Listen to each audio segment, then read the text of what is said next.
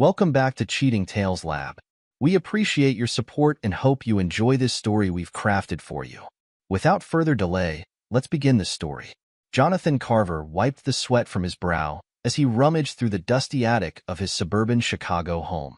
At 38, the high school history teacher still possessed the energy to tackle weekend projects like cleaning out this long-neglected space. "Hey, what's this?" he muttered to himself, pulling out a worn leather album from behind a stack of old magazines. Settling onto an old trunk, Jonathan flipped open the cover. A wave of nostalgia washed over him as he leafed through photos of his Irish-American family. His eyes lingered on a recent family portrait. "Emma's grown so much," he mused, studying his 14-year-old daughter's features. Something nagged at the back of his mind. He turned to a picture of himself at the same age, comparing the two. The differences were subtle but undeniable. Emma's nose had a slight curve his lacked. Her eyes, while blue like his, had an almond shape he couldn't place in his family tree. Jonathan flipped to a photo of 12-year-old Liam. The boy's complexion was a shade darker than his own, his hair a richer brown. "It's probably nothing," he told himself, trying to shake off the growing unease. But as he continued to study the photos, the seed of doubt took root. Later that evening, after the kids had gone to bed, Jonathan found himself hunched over his laptop in the dim light of his study. His fingers hesitated over the keyboard before he finally typed, "DNA test kits. What are you up to, hon?" Christina's voice startled him. She stood in the doorway, a curious expression on her face. Jonathan quickly closed the laptop. "Oh, just looking up some stuff for class," he lied, feeling a pang of guilt. "Heading to bed soon." Christina nodded, seemingly satisfied. "Don't stay up too late. Good night, love."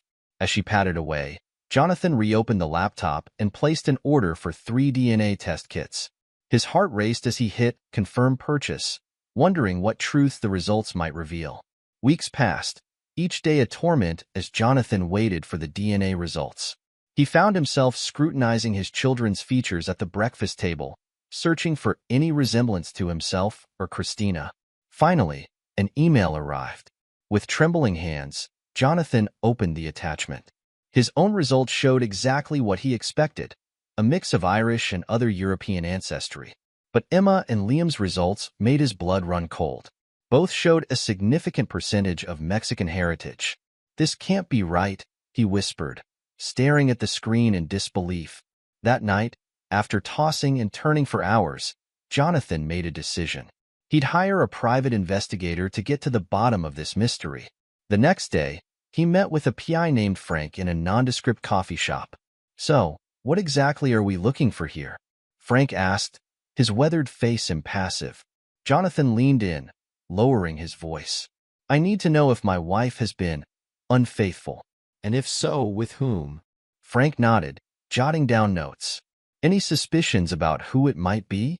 Jonathan shook his head. "No idea. But the kids, they might not be mine." 2 weeks later, Frank called with news.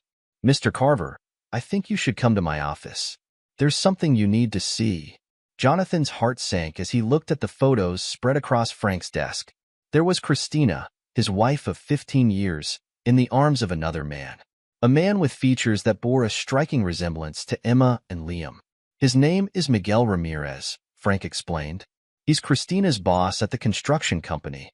They've been seeing each other for at least 15 years, predating your marriage." Jonathan felt the room spin. 15 years? But we've only been married 4. Frank nodded. "I'm sorry, Mr. Carver. There's more." He pushed forward a stack of papers. Love letters, emails, hotel receipts. The affair has been ongoing and quite passionate. As Jonathan leafed through the evidence, his world crumbled around him. Every loving gesture, every family moment, all tainted by this monumental lie. "Who is he?" Jonathan asked, his voice barely above a whisper. "Miguel Ramirez is a prominent figure in the local construction industry," Frank replied. "He's known for his philanthropic work and his Mexican heritage."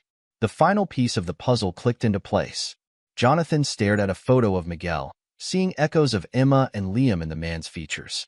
"My whole life, it's been a lie," Jonathan murmured, more to himself than to Frank. Reeling from the revelation, Jonathan knew he needed support. He decided to confide in his family, hoping for comfort and guidance. On a Sunday afternoon, he gathered his parents and siblings in the familiar warmth of his childhood home. The smell of his mother's apple pie, once comforting, now turned his stomach. I have something to tell you all, Jonathan began, his voice shaking. He recounted the discovery of the photos, the DNA tests, and finally, the devastating results of the private investigation. As he spoke, he noticed an odd silence falling over the room. His mother wouldn't meet his eyes. His father shifted uncomfortably in his seat. His sister, Sarah, exchanged a pointed look with their brother, Michael. What is it? Jonathan demanded, a new fear gripping his heart. What aren't you telling me? Sarah was the first to break. Johnny, we knew. The words hit him like a physical blow. You knew? What do you mean you knew? His father cleared his throat. Son, we found out about Christina's indiscretion a few years back. We thought it best not to tell you. Best not to tell me? Jonathan's voice rose, incredulity and anger battling for dominance. You let me live a lie?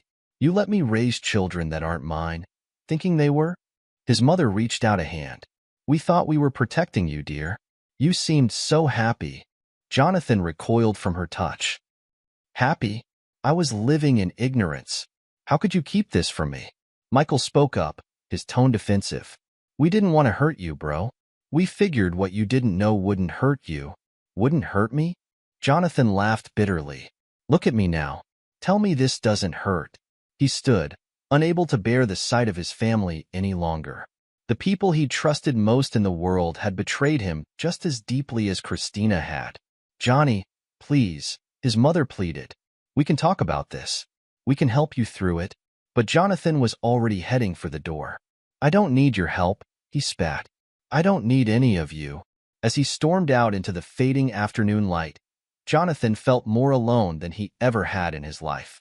His wife, his children, even his own family, everything he believed in had been built on lies. In that moment of crushing isolation, a cold resolve settled over him. He couldn't trust anyone he'd once held dear. The only person he could rely on now was himself. As he drove home, his mind racing with the enormity of the betrayals he'd uncovered, Jonathan made a decision. He would take matters into his own hands. He would have his revenge. The sun set on Jonathan Carver's old life, and with it, the last vestiges of the trusting, naive man he'd once been.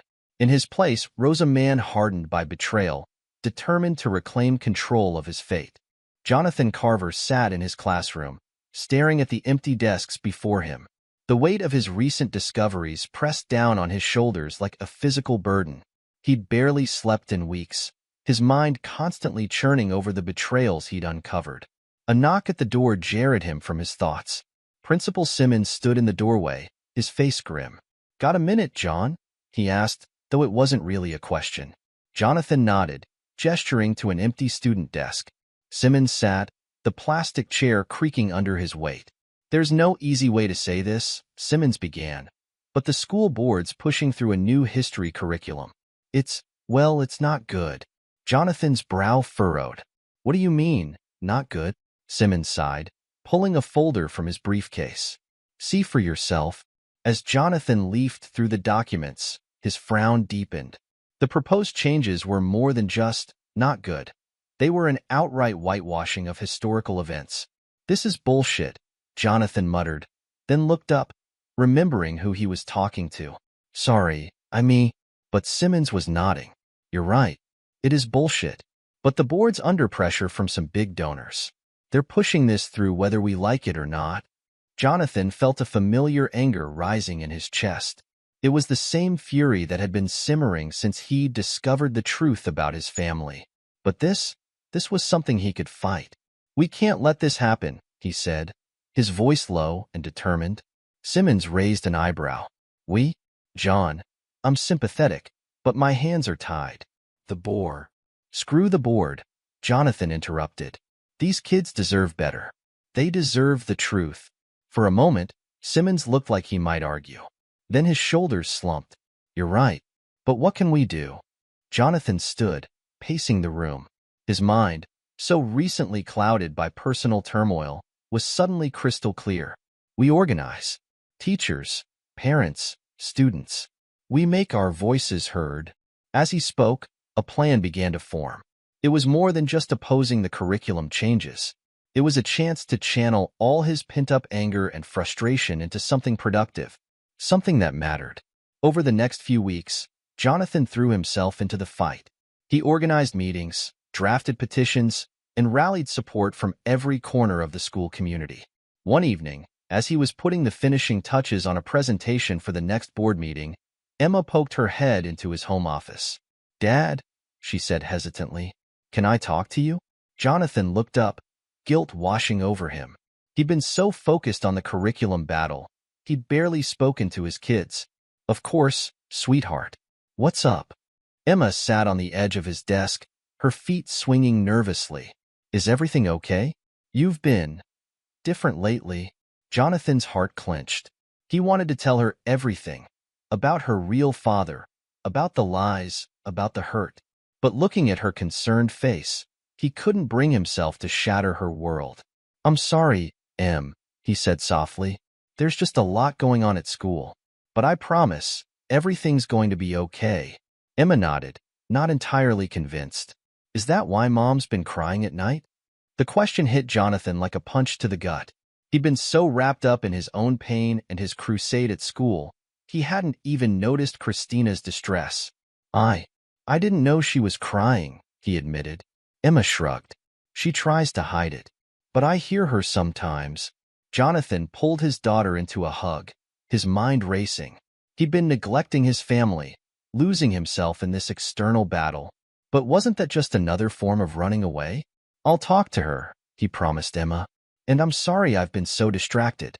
How about we have a family game night tomorrow?" Emma's face lit up. "Really? Can we play Monopoly?" Jonathan laughed, the sound foreign to his own ears. "Sure, kiddo. Monopoly it is." As Emma bounced out of the room, Jonathan turned back to his computer. The fight against the curriculum changes was important, but so was his family, even if that family wasn't what he'd always believed it to be. He had to find a balance, and he had to make a decision about what to do with the truth he now carried. As weeks passed, Jonathan found himself living a double life. By day, he was the passionate teacher, rallying support against the curriculum changes. By night, he was a man consumed by thoughts of revenge. One evening, after putting the kids to bed, he sat in his study, surrounded by financial records and legal documents. The private investigator, Frank, had come through with more than just evidence of the affair. He'd uncovered financial irregularities at Miguel's construction company, potential tax fraud that could bring the whole operation crashing down. Jonathan's fingers hovered over his keyboard. With just a few clicks, he could send an anonymous tip to the IRS. It would be the first domino in a chain reaction that could destroy Miguel's life. But was that what he really wanted? A soft knock interrupted his thoughts. Christina stood in the doorway, her face a mask of concern. "John, can we talk?" He nodded, quickly minimizing the windows on his computer screen. Christina perched on the edge of his desk, her eyes red-rimmed from crying. "I'm worried about you," she said softly. "You've been so distant lately. Is it because of me?" Jonathan felt a surge of bitter laughter rise in his throat. If only she knew. "No," he lied, the word tasting like ash in his mouth. "It's just this thing with the school board. It's taking up a lot of my time." Christina nodded, but her eyes told him she didn't quite believe him. "I miss you," she whispered, reaching out to touch his hand. For a moment, Jonathan almost gave in, almost told her everything he knew, everything he felt. But then he remembered the photos Frank had shown him, the love letters. 15 years of lies. He pulled his hand away. "I'm sorry," he said, not meeting her eyes. I need some time." Christina's face fell, but she nodded. As she left the room, Jonathan turned back to his computer. The next day, he met with a divorce attorney. The man was known for his aggressive tactics and high success rate. "So, Mr. Carver," the attorney said, leaning back in his plush leather chair, "what exactly are we dealing with here?" Jonathan laid out the whole sordid tale, the affair, the paternity of his children, his family's betrayal. The attorney's eyes gleamed with predatory interest. "Oh, this is good," he said, rubbing his hands together. "We're going to take her for everything she's got." But Jonathan shook his head. "No," he said firmly. "I don't want to hurt the kids. I just want justice." The attorney nodded, but Jonathan could see the disappointment in his eyes. "All right, we'll play it your way. But trust me, in cases like this, it's best to strike hard and fast." As Jonathan left the office, he felt a mix of relief and trepidation. The wheels were in motion now. There was no going back. Over the next few weeks, Jonathan methodically put his plan into action. He quietly liquidated joint assets, moving money into accounts only he could access. He gathered every scrap of evidence Frank had uncovered, building an ironclad case against Christina and Miguel. And then, one night when he was sure Christina was asleep, he made the call to the IRS. His voice shook as he detailed the tax fraud at Miguel's company, but he forced himself to see it through. As he hung up the phone, Jonathan felt a strange mix of emotions. Part of him was exhilarated, finally taking action after weeks of helpless anger. But another part felt hollow, wondering if this path of revenge would really bring him the closure he sought. He pushed the doubts aside. He'd come too far to turn back now. The night of Miguel's company gala arrived, and Jonathan found himself standing in front of his bedroom mirror, adjusting his tie with trembling hands. Christina appeared behind him, resplendent in a shimmering evening gown. "You look handsome," she said, her eyes meeting his in the mirror. Jonathan forced a smile. "Thanks. You look beautiful." For a moment, he almost wavered. The woman in the mirror was the same one he'd fallen in love with all those years ago. But then he remembered the lies, the betrayal, and his resolve hardened once more. The gala was held in an opulent ballroom, crystal chandeliers casting a warm glow over the crowd of Chicago's construction elite. Jonathan watched as Christina made her way through the room, laughing and chatting with ease. She was in her element here, the perfect corporate wife. And then he saw him, Miguel Ramirez, resplendent in a tailored tuxedo, holding court near the bar. Jonathan's fists clenched involuntarily at his sides. This was the man who had fathered his children, who had been sleeping with his wife for 15 years. As the evening wore on, Jonathan bided his time. He made small talk, nursed a single glass of whiskey, and waited for his moment. Finally, Miguel took to the podium. His voice boomed through the room, full of confidence and charm. "Ladies and gentlemen," he began, "I'm thrilled to announce that this has been our most successful year yet.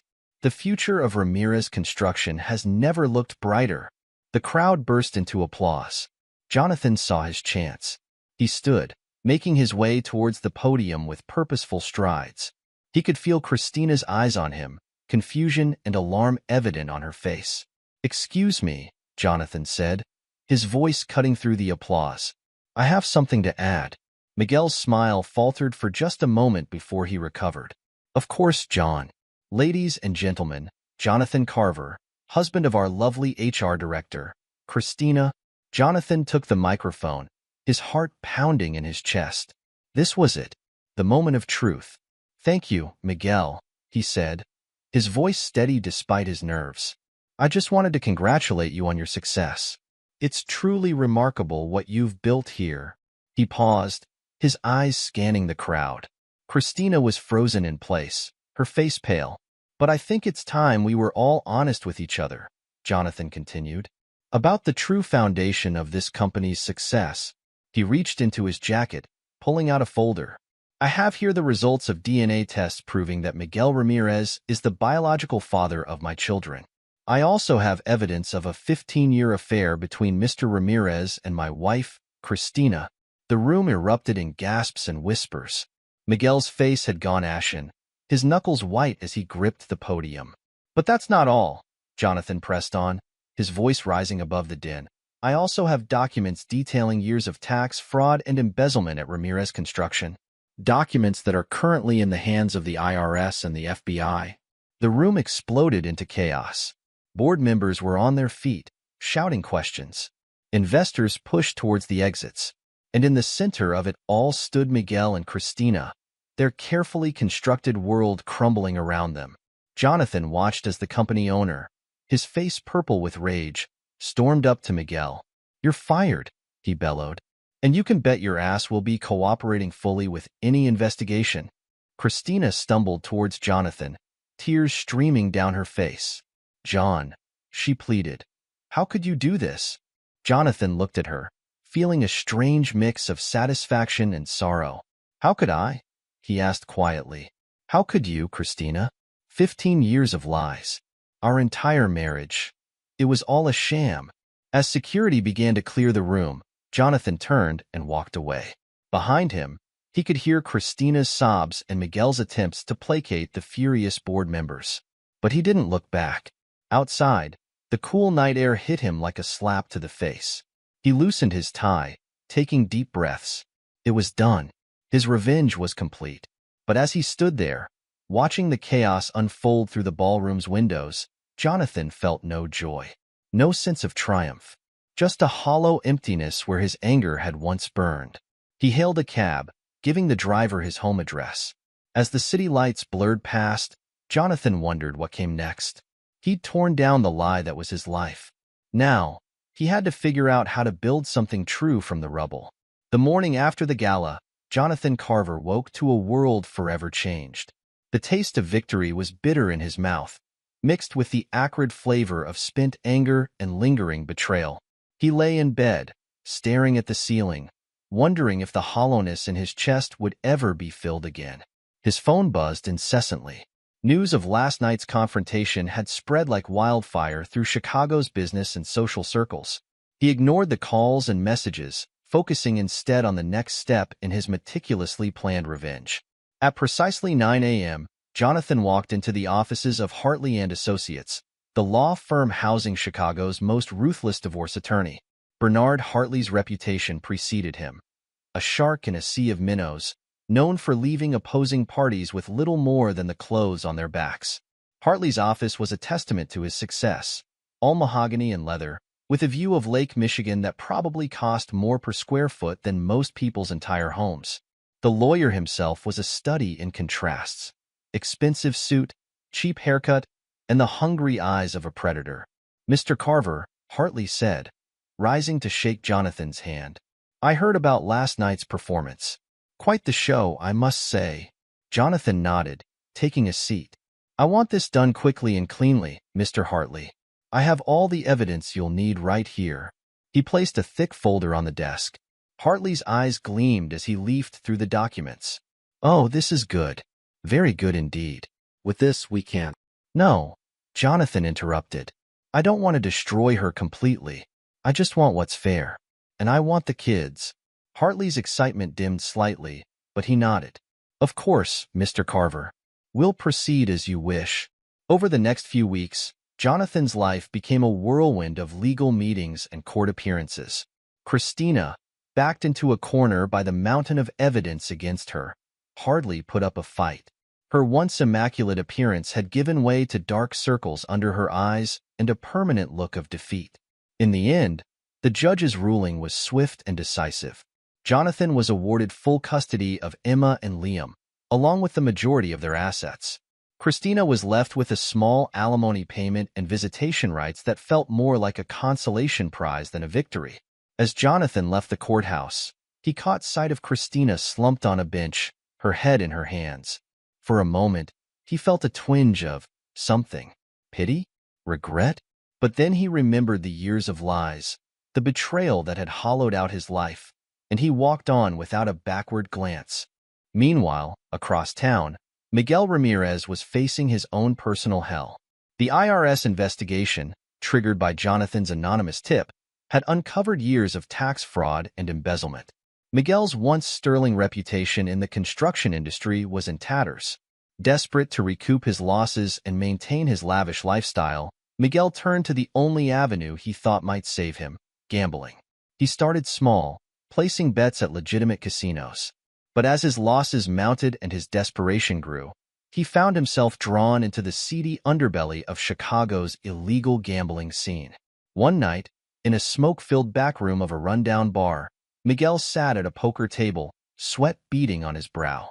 He was down to his last chip, having already lost his savings, his home, and any chance of rebuilding his reputation in the industry. All in, he rasped, pushing the lone chip forward. The dealer, a man with dead eyes and nicotine-stained fingers, dealt the final card. Miguel's hand shook as he turned over his cards. "House wins," the dealer intoned, his voice devoid of emotion. Miguel stumbled from the table, his world spinning. He'd lost everything. In a matter of months, he'd gone from being one of Chicago's most respected businessmen to a penniless gambler with a mountain of debt. As he stumbled out into the cold Chicago night, Miguel Ramirez realized that his carefully constructed life, built on lies and deceit, had crumbled to dust. And somewhere across the city, Jonathan Carver slept soundly for the first time in months, his revenge complete. The for sale sign stood stark against the manicured lawn of the Carver family home. Jonathan watched from the driveway as the realtor hammered it into place, each strike of the mallet another nail in the coffin of his old life. "Dad," Emma's voice pulled him from his reverie. "Are we really leaving?" Jonathan turned to his daughter, seeing the mix of uncertainty and hope in her eyes. At 14, Emma was old enough to understand the broad strokes of what had happened, if not all the sordid details. "Yeah, sweetheart, we are," he said, pulling her into a hug. "It's time for a fresh start." Liam bounded out of the house, his 12-year-old energy seemingly undiminished by the turmoil of the past months. "I call shotgun on the moving truck," he yelled, racing past them towards the driveway. Jonathan couldn't help but smile. Despite everything, the lies, the betrayal, the public spectacle of the divorce, his kids had shown a resilience that continually amazed him. They'd chosen to stay with him, recognizing his unwavering love and support even in the face of the shocking revelation about their biological father. The move to a new town was more than just a change of scenery. It was a chance to rebuild, to create a life unburdened by the weight of past deceptions. Jonathan had accepted a position as principal at Oak Ridge Academy, a prestigious private school known for its progressive approach to teaching history. As they pulled out of the driveway for the last time, Jonathan caught a glimpse of his neighbors peering out from behind their curtains. No doubt they were glad to see the back of the Carvers, tired of the whispers and scandal that had plagued the once quiet suburban street. The drive to their new home was filled with a mix of excited chatter from the kids and long stretches of contemplative silence.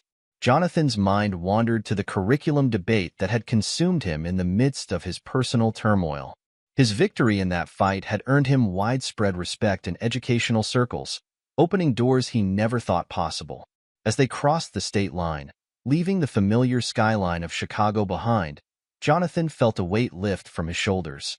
The anger that had fueled him for so long began to dissipate, replaced by a cautious optimism for the future. Their new home was smaller than the old one, but brighter somehow.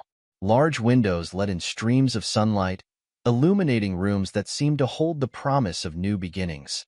As Emma and Liam raced through the house, claiming bedrooms and arguing over closet space, Jonathan stood in the empty living room, taking it all in. The first few weeks in their new town were a whirlwind of unpacking, school preparations, and community introductions. Jonathan threw himself into his new role at Oak Ridge Academy, determined to make a positive impact on his students' lives. It was during this time that Jonathan realized he needed to do more than just move on. He needed to heal. The betrayal he'd experienced had left deep scars, ones that wouldn't fade without conscious effort. On a whim, he decided to start a support group for people who had been betrayed by their spouses. The first meeting was held in a small room at the local community center, with just 3 attendees besides himself. "My name is John," he began, his voice slightly shaky. "And I'm here because my wife of 15 years had an affair with her boss. An affair that resulted in the 2 children I thought were mine." As he spoke, Jonathan felt a weight lifting from his chest. The simple act of sharing his story, of speaking his truth to others who understood, was cathartic in a way he hadn't anticipated. Week by week, the group grew. People from all walks of life, united by the common thread of betrayal, found solace and strength in each other's stories. Jonathan discovered a sense of purpose in helping others navigate the turbulent waters of broken trust and shattered relationships. It was at one of these meetings that Jonathan first met Alexandra. She sat quietly at the back of the room, her dark hair framing a face that spoke of both strength and vulnerability. When she finally spoke, her story of betrayal and resilience resonated deeply with Jonathan. After the meeting, they found themselves lingering, conversation flowing easily between them. Alexandra, it turned out, was also an educator, a history teacher at a nearby high school. "I've heard great things about what you're doing at Oak Ridge," she said, a spark of admiration in her eyes. "Your approach to teaching history, it's inspiring." Jonathan felt a warmth spread through his chest, a feeling he hadn't experienced in a long time. "Thank you," he said, meaning it. "It's been a challenge, but a rewarding one." As the weeks turned to months, Jonathan and Alexandra's friendship deepened. They challenged each other intellectually, sharing ideas about education and life. She inspired him to push boundaries, to think beyond conventional teaching methods. One evening, as they walked through a local park after a particularly intense discussion about the role of education in social justice, Jonathan realized something had changed. The hollow feeling in his chest, the one he'd carried for so long, had been filled with something new, something hopeful. He turned to Alexandra, seeing the same realization mirrored in her eyes. Slowly, cautiously, they leaned towards each other. Their first kiss was gentle, tentative, a promise of something genuine and honest. As they pulled apart, Jonathan felt a mix of excitement and fear. I'm not sure I'm ready for this," he admitted. Alexandra squeezed his hand. "That's okay," she said softly. "We've got time." And for the first time in years, Jonathan Carver looked to the future with genuine hope. 5 years passed in a blur of school events, family dinners, and quiet evenings with Alexandra. Jonathan's life had settled into a rhythm he never thought possible in the aftermath of his divorce. Emma, now 19, was thriving in her first year of college. Liam, 17, was captain of his high school debate team, his quick wit and passion for justice a constant source of pride for Jonathan. It was a crisp autumn morning when the call came. Jonathan was in his office at Oak Ridge Academy, reviewing applications for a new history teacher position when his phone buzzed. The number wasn't one he recognized, but something compelled him to answer. "Hello? John? It's Rebecca, Christina's sister." Jonathan felt his stomach drop. He hadn't heard from anyone in Christina's family since the divorce. "Rebecca? What's wrong?" There was a pause, filled with the static of unsaid words. Then, "It's Christina. She's gone, John. She passed away last night." The world seemed to tilt on its axis. Jonathan gripped the edge of his desk, his knuckles turning white. "What happened?" "It was her heart," Rebecca's voice cracked. "An undiagnosed condition. She went in her sleep." As Rebecca continued to speak, filling in the details of funeral arrangements and legal matters, Jonathan found himself oddly detached. He felt no joy in Christina's death, but neither did he feel the crushing sorrow he might have expected. It was as if he was hearing about the passing of a distant acquaintance, not the woman he'd once vowed to love for a lifetime. But it was Rebecca's next words that truly shocked him. "John, there's something else you should know," she said, her voice heavy with a mix of guilt and sadness. "Christina, she's been struggling these past few years. After the divorce, after everything that happened with Miguel, she couldn't find work in her field. The scandal, you know?" Jonathan listened in stunned silence as Rebecca painted a picture of Christina's final years. Unable to secure a job in human resources or any corporate setting, she'd been reduced to working as a janitor at a local community college. She'd been living in a small, run-down apartment, barely making ends meet. And Miguel? Jonathan found himself asking, though he wasn't sure why he cared. Rebecca's bitter laugh crackled through the phone. "That bastard fled to Mexico about a year ago. Gambling debts, from what I heard. Left Christina to fend for herself." As the call ended, Jonathan sat in his office, the silence pressing in around him. The life he'd built over the past 5 years suddenly felt fragile, as if the ghosts of his past could reach out and shatter it at any moment. That evening, he gathered Emma and Liam in the living room. Alexandra sat nearby, a silent pillar of support. "Kids," Jonathan began, his voice steady despite the turmoil in his heart. "I have some news about your mother." He watched their faces carefully as he relayed the information, ready to offer comfort or explanations as needed. But his children, now young adults, received the news with a maturity that both surprised and saddened him. "Do you think we should go to the funeral?" Emma asked, her voice small. Jonathan looked at his daughter, seeing echoes of Christina in her features. "I think that's something we need to decide together," he said gently. "It's okay if you want to go. It's also okay if you don't." After a long discussion, filled with tears and moments of quiet reflection, they decided as a family to attend the funeral. Not out of obligation, Jonathan realized, but as an act of closure, a final chapter in a story that had shaped all their lives. The day of the funeral dawned gray and cool. Jonathan stood between Emma and Liam at the graveside, their hands clasped tightly in his. As the priest intoned the final prayers, Jonathan found his mind wandering, reflecting on the twisted path that had led him to this moment. His revenge had brought a kind of justice, yes, but standing here, watching his children say goodbye to a mother they barely knew, he realized it hadn't brought him happiness. That had come later, through his resilience, his focus on his children, and his dedication to his principles. As they turned to leave the cemetery, Jonathan squeezed his children's hands. He looked at them, really looked at them, and felt a surge of gratitude for the authentic life they now shared. A life free from lies and betrayal, built on a foundation of honesty and unconditional love. They walked towards the parking lot, where Alexandra waited by the car. Her presence was a reminder of the new chapter in their lives, one built on trust, integrity, and the unbreakable bonds of chosen family. As they drove away from the cemetery, leaving behind the last physical tie to their old life, Jonathan felt a sense of peace settle over him. The road ahead was uncertain, but he was no longer afraid of the journey. He had his children, he had Alexandra, and he had a life built on truth. The ghosts of the past would always be there, lingering in the shadows of memory, but they no longer held power over him.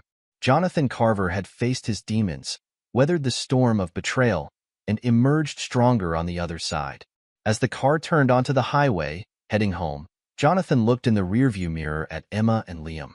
They were engrossed in quiet conversation, their heads bent together.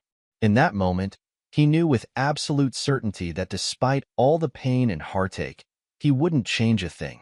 For it was through those trials that they had forged this new family, one bound not by blood or false promises, but by choice, by love, and by an unwavering commitment to honesty. The future stretched out before them, a blank canvas waiting to be painted with new memories, new triumphs, and new love. And for the first time in a very long time, Jonathan Carver was truly, deeply happy. This is where our story comes to an end. Share your thoughts in the comment section. Thanks for your time. If you enjoy the story, please subscribe to this channel. Click on the video you see on the screen, and I will see you there.